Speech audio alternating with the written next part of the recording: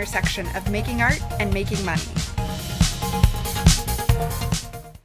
Hello and welcome to Explore Your Enthusiasm with me, Tori Swiger. Today I'm super happy to not be alone and to not even be in my studio and office. I am here at Midwest CraftCon with Esther of Yarn It and Dash Yarn Store. And is your yarn store here in Columbus? Yes, I'm here in Columbus, Ohio. Excellent. So she has a yarn store and she has a booth set up at Midwest CraftCon because she's one of the sponsors. And if you're watching the video, you'll see there's gorgeous yarn around us. You can find all that at yarnitanddash.com. And she has lots of neon yarn. Can you pull that neon skein? Oh. I just want to hang out with this yarn between us. Isn't this beautiful? If you're listening to the audio podcast, you should go watch the video. It'll be at YouTube, tariswiger.com/YouTube.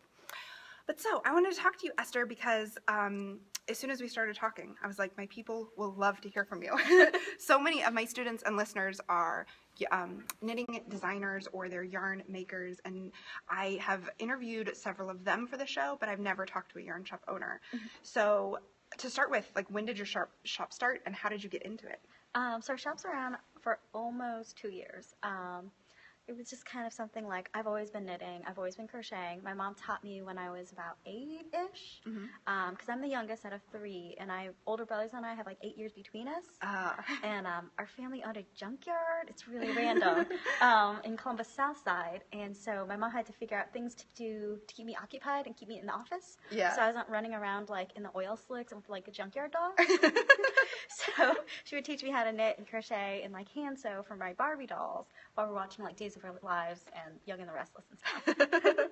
I also did that as a toddler. My mom and I watched a lot of soap operas together, but I did not even knit or crochet. Yeah. So then why did you decide to open a yarn shop? That seems like a huge thing. So it's kind of funny, I did fashion design in college, and I did a focus in knitwear and furs, and I also did stone sculpture, which is really random. That's interesting. So I figured, I really always loved to work with my hands, and some friends were like, oh, you should open a shop for fashion, for clothing, and I'm like, oh, owning a store is a really big deal, because it's not just doing what you love. There's all the the taxes and all the business things. You have to love the whole business as it is. Yes. Not just the materials that you're selling. Right. So I had that on the back burner, and I just did craft shows because I could not stop making. I love making, so I would sell my handmade knits at craft shows. And then a friend in our Crafty Columbus group, the Columbus Crafty Cotillion, they I love that name. Yeah, it's really great. Mostly, we used to play in craft shows and things together, and then it just got to be drinking together and bitching together about crafts and things, Etsy and everything else, just what's going on in the craft world. And someone was like, hey, I'm applying for the show. And I was like, oh, what is it? She's like, send the link to all of us. And I was like, hey, cool, maybe I'll just throw my hat into the bucket and see what happens. And it ended up being for TLC's Craft Wars with Tori Spelling. When she told me this the first time, I was like, Tori Spelling. So, at the time we didn't know what it was. It just said TV, reality craft show, and it was we knew it was a one-time deal, because I'd actually applied for Project Runway a year before, and I had gone all the way to the interview with Tim Gunn and stuff, and then I wasn't accepted that year, but they said to apply next year and I would get accepted. But I had a funny feeling with the production team and everything when I met, and I was like, I don't think that was for me. Yeah. I just knew, everyone's like, how could you turn down such a big opportunity? I was like, it just didn't feel right. Yeah. And if something doesn't feel right, you just don't go with it. Exactly. But with this one, with Craft Wars and doing the video for them and stuff, everything felt like it was in the right place. It was good. And it was just a 3-day thing, went out to LA, and it was nonstop shooting pretty much the whole time. Wow. But one of the big things that you had was a big anchor, a pull, if you won this $10,000 prize, what would you do with the money? Right. And so I had to think about this. Well, what would I do? I'm not someone who wants to launch a fashion business, because as much as I love fashion, I don't want the things that I love to hold me down, be my bread and butter, where it was going to stress me out. Right. So I've always done my arts and crafts as a side thing. I had the day job to pay the bills. So I thought about it really carefully, well, what would I want to do with that money? And I was like, you know what? Maybe I do want to open a yarn store. All the youngsters you see are usually older ladies who are doing this in retirement, maybe kind of cranky, and I was just like, I want a place where someone like me could come into, to feel welcome, to not have any pressure. And I was also still teaching continuing education classes at the local college, Columbus College of Art and Design, and teaching adults, I found it really satisfying. And it's like and I was only teaching like fashion stuff, so with fabric, draping, pattern making, but then they would find out that I could knit and crochet, and they're like, we want to learn, but we go into these stores and they're kind of cranky or mean, or they're just not very helpful unless you already know how to do it. And I was like, oh, well, so I was doing private lessons. And I enjoyed it a lot. Yeah. So I was like, yeah, I think I can do this. Yeah, and that's a big part of a lot of yarn shops is private lessons and then classes for adults. So if you already knew you liked at least that part of it, that's one part of it that can like build your business and bring people into the shop. Yeah. Yeah. So you told Crafty Wars if I had $10,000 I'd open a yarn shop. Yes. And then did you win Crafty Wars? We did not. Okay. So then you decided. Well, we got to the second to last round. So it was between us and one other crafter, Andrea, and she's wonderful and very nice, and we're happy that she won. And, you know, it was still there. And I was like, you know what, I said this. Let's do the research. So I went to TNNA with our friends Holy Craft because they had an account there. And so I went in, since I was already teaching crochet there, as one of their teachers. Oh, okay. Since it was here in Columbus. Right. And I got to do some research. Yeah. And I visited a lot of booths, and I was, you know, my number crunching and things. Yeah. And then I was also helping to plan some local craft events here in Columbus. So I was doing Independence Day, Food Truck Heart Fest, the Craft Alley for that. So I'd already gotten accustomed to like trying to predict numbers and dealing with different vendors and things. And actually one of the guys who organized the Food Truck Heart Fest, he's a very successful businessman. He has like 6 or 7 different bars and clubs. So I just went into him and I'm like, hey, will you look at my business plan? Can you see so if smart. this is going to be right or whatever? And he was like, yeah, sure. So we had a meeting, and he read through it. He was like, okay, this sounds good. I'm going to ask you some really difficult questions. And I was actually able to answer all of his questions very confidently, like, yes, this is the markup. This is, you know, how much we would think about in terms of sales. This is how much the rent is at different locations that we looked at. Yes, we think it's viable. And he was like, well, is there a market for us? I was like, well, considering people will travel for yarn stores. I mean, we have people coming from Cincinnati, from Lancaster, from Chillicothe, from Cleveland. We have people who come into Columbus for business things, and they know that here monthly or whatever, and we're like one of their stopping locations. So people travel for good yarn stores. So we knew it was going to be viable, and he, at the end of the lunch, he was like, you are good to go. As long as you have the financing. He's like, I don't have any questions. I have no doubt that you can make a success. That's so fantastic. I was like, this is great. And then, you know, I was, at the time, was working as the gallery director of a nonprofit arts organization, and I've had like a lot of weird side jobs, but my husband had noticed over the years the ones that made me the happiest were when I was helping people, servicing people. So my like stupid floor job at Express, even though I got paid like very little there, I was really happy because I was always helping people, making them feel good about their purchases and what they got, and doing personal shopping stuff. So I knew that that's what I love to do, is service people. And that's what a yarn shop owner does. It's like, it's very similar to the Express job, except for also you have all this specialized knowledge that people come to you for. That's fantastic. So when did you guys open? We opened about 2 years ago. Okay. I think I got the keys at the end of March, and then we actually did our soft opening in May. And then right before then, my husband and I were like, we have to do some big trip before we do this. It's going to be our last chance. So we went, for 2 weeks, we went to Korea and Japan. Awesome. Because he'd never visited, and that was like, not that I was born there, but it's kind of like home, mother country, whatever. And I spent a lot of time there in high school, going back and forth. And I was also like, I want to see what's in the Asian market for yarn, to see if there's anything to bring over or whatever. So we did that. We came back, we opened the store, and we just got a lot of response, and I was very fortunate because there was already, several years ago, a yarn shop in the same area that had just closed down because the woman had just gotten tired of doing the business of it, and she really just wanted to enjoy her retirement instead of keeping up the business. So people already knew that there had been something in the area, so that was fortunate for us. And then the location is great because we're close to downtown, we're central to highways and things, close to the airport, and it was awesome. We were really lucky because we also came into some inheritance So that was our starter, and we haven't had to take any loans out. That's fantastic. That's fantastic. Yeah. So you got the financing like without having to do the big loan, which is also stressful. Right. That's so fantastic. I love that whole story because you did all the research, you talked to somebody outside of the industry who could say like good business idea, bad idea. Because I mean, part of the thing is people outside the industry don't get how into it people are, but yet they can look at it like from just the business perspective. Right. Because like other knitters are going to be like, yes, open a yarn store. Right. So it's good that you got all that information and then you actually knew you liked to do it. Like I just did a recent Periscope about like I started something that I did not actually like to do day in and day out.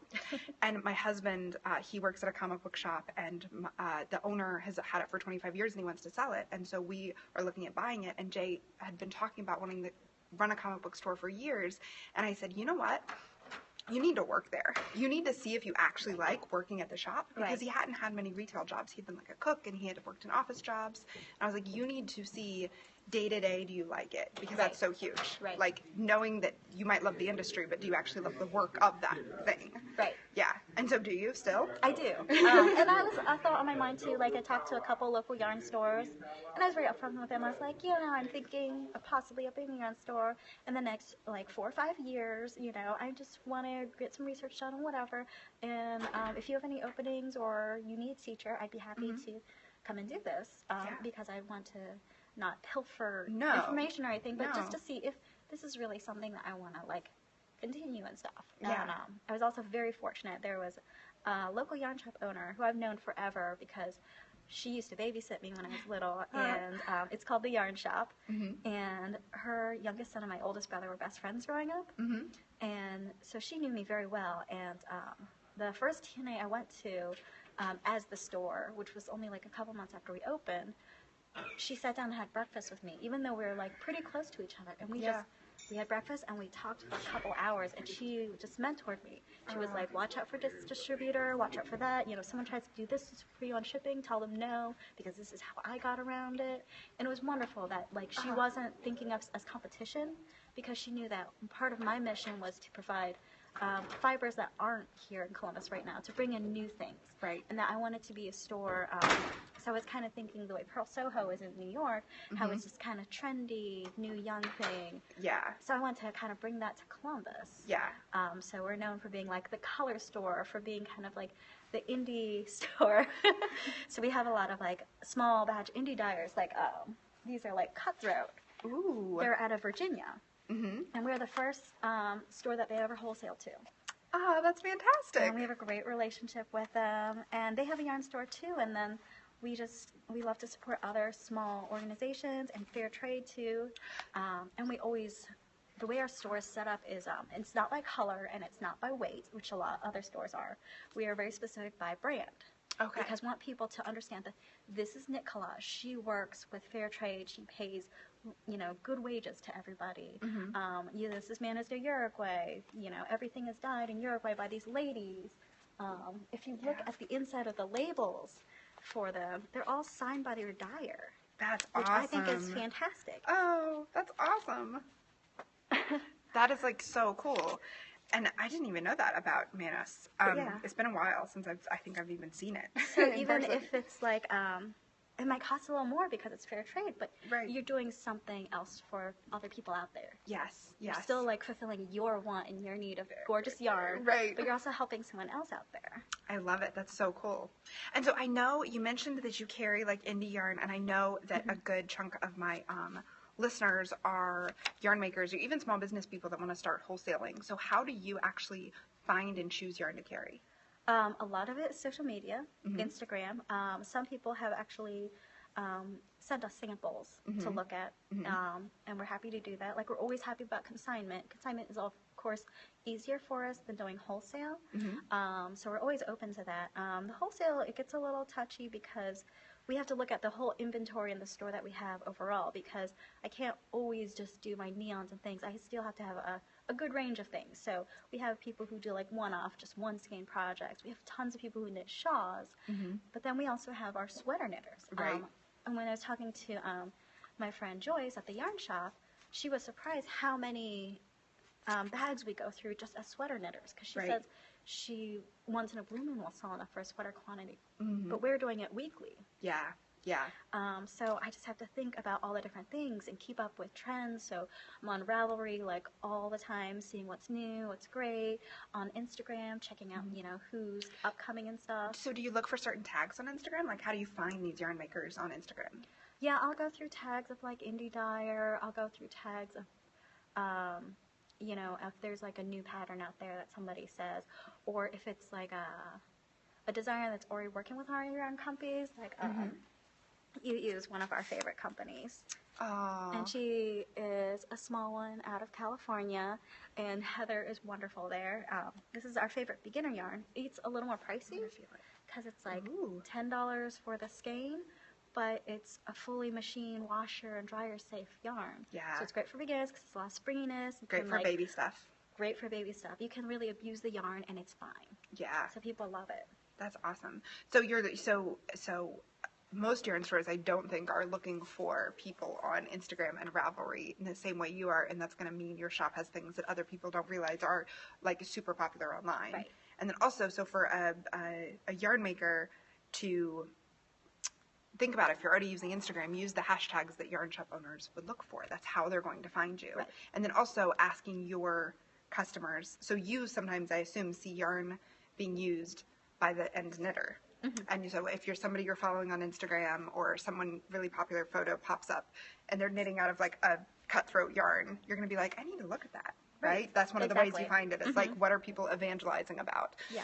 And so as a maker, you want to incentivize and encourage your customers to just talk about what they like about it. Right. So like by using your hashtag, by putting it in their projects on Ravelry, like that's how I find a lot of yarns is I find a pattern, I like the pattern, what yarns were used in that pattern. And if your yarn shows up there, I'm gonna like learn about your yarn for the first time. It's like following designers. Like everyone knows Steven and Steven, how they go on their tours and they're just kind of like yarn world famous. Right. So I'll follow them and see like, well, what kind of new thing are you doing? Like, oh, who's the star that you're working with? It's really cool. So like Hedgehog is a huge one right now. Yeah. Like, nobody can keep it in stock, and that's definitely on my radar. But I also check not just locally in like the Columbus area what the yarn stores have, but I check other yarn stores all over my state and the tri-state area to see if anyone else is carrying some of these brands. Right. So like we're on the waiting list for like Quince and Company and Brooklyn Tweed. Yeah. Because I knew that they were big and stuff, but they're very specific of where they are. Like currently we carry Quince and Company, they're linens, but that's all we have of theirs right now. And like recently Brooklyn Tweed had responded to us saying that they didn't have anything in our section of the Midwest, so we're a consideration. So I'm like, yay, we might get you. Yeah, I love that. That is so great. So thank you so much for talking to me and sharing your story. And like, just, I think that the whole like way you went around building your yarn shop is going to be super useful for anyone wanting to do any business, because so many people just really love something, so they decide to do it, but without thinking about, how is this a business? Like, how's this going to make money? And then do I actually like doing this day in and day out? Right. So I think that's huge. So thank you so much for sharing. And thank you guys for listening and or watching. I super appreciate it. You are going to find show notes for this podcast at tariswiger.com. And you can get access to all the past transcripts at tariswiger.com/list. Thanks again. Bye. Thanks so much for listening to Explore Your Enthusiasm.